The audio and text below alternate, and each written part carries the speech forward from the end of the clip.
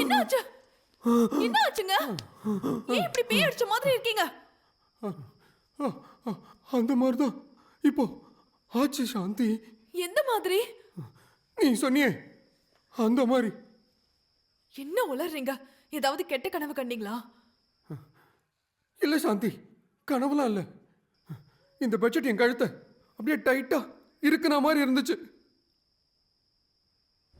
இன்னும் கொஞ்ச நேரம் இருந்தா மூச்சு முட்டி நான் செத்தே போயிருப்பேன். அட நீங்க வேற சும்மா இருங்க. காமெடி பண்ணிக்கிட்டேன்.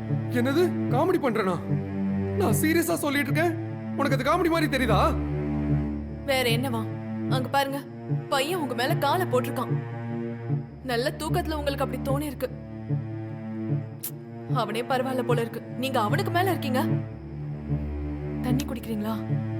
இல்ல வேணாம். Sorry mummy, sorry daddy. என்னால தான் உங்களுக்கு டிஸ்டர்பன்ஸ். நான் என் ரூம்க்கே போய் படுத்துக்கிறேன்.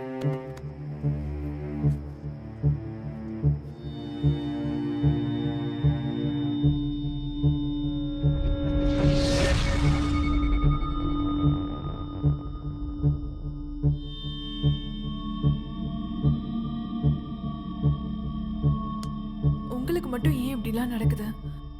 டை கழுத்தை இருக்குது, திருஷ்டி பொம்மை தலையில விழ பாக்குது, இப்ப பெட்ஷீட் கழுத்தை அழுத்துதுன்னு விசித்திரமா சொல்றீங்க.